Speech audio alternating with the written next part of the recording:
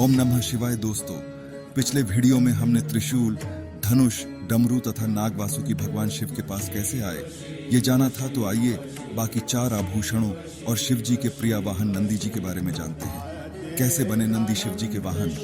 नंदी के बारे में पुराणों में जो कथा मिलती है उसके अनुसार नंदी और शिव वास्तव में एक ही है। शिव ने ही नंदी रूप में जन्म लिया था।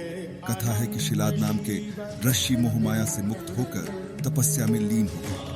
इससे इनके पूर्वज और पितरों को चिंता हुई कि इनका वंश समाप्त हो जाएगा। पितारों की सलाह पर ऋषि शिलाद ने शिव जी की तपस्या करके एक अमर पुत्र को प्राप्त किया जो नंदी नाम से जाना गया। शिव का अंश होने के कारण नंदी शिव के करीब रहना चाहता था। शिव जी की तपस्या से नंदी शिव जी के गणों में प्रमुख हुए और वृषभ रूप में शिव का वहन बनने का सौभाग्य प्राप्त किया। कैसे पहुंचे शिव के सिर पर चंद्रदेव। शिव पुराण के अनुसार चंद्रमा का विवाह दक्ष प्रजापति की 26 कन्याओं से हुआ था। यह कन्याएं 27 नक्षत्र हैं। इनमें चंद्रमा रोहिणी से विशेष स्नेह करते थे। इसकी शिकायत जब अन्य कन्याओं ने दक्ष से की तो दक्ष ने चंद्रमा को क्षय होने का शाप दे दिया। इस शाप बचने के लिए चंद्रमा ने भगवान शिव की तपस्या की। चंद्रमा की तपस्या से प्रसन्न होकर शिव जी ने चंद्रमा के प्राण बचाए और उन्हें अपने शीश पर स्थान दिया।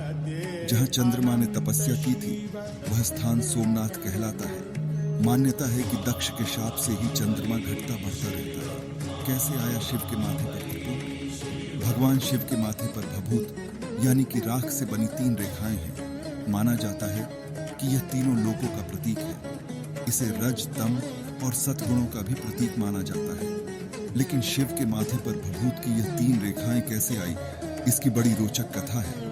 पुराणों के अनुसार दक्ष प्रजापति के यज्ञ कुंड में सती के आत्मदाह करने के बाद भगवान शिव उग्र रूप धारण कर लेते हैं और सती के देह को कंधे पर लेकर त्रिलोक में हाहाकार मचाने लगते हैं। अंत में विष्णु जी चक्र से सती के देह को खंडित कर देते हैं। इसके बाद भगवान शिव अपने माथे पर हवन कुंड की राख मलते हैं और इस तरह सती की याद को त्रिपुंड रूप में माथे पर स्थान देते हैं। कैसे समाई शिव जी के जटा में माता गंगा।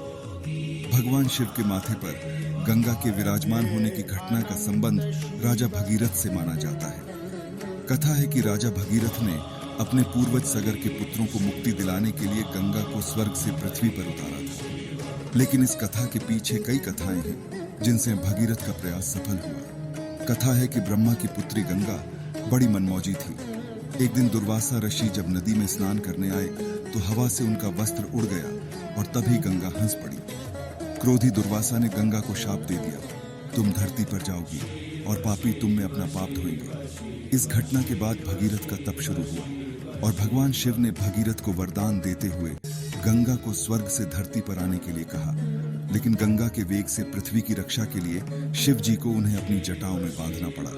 कथा यह भी है कि गंगा शिव के करीब रहना चाहती थी, इसलिए धरती पर उतरने से पहले प्रचंड रूप धारण कर लिया।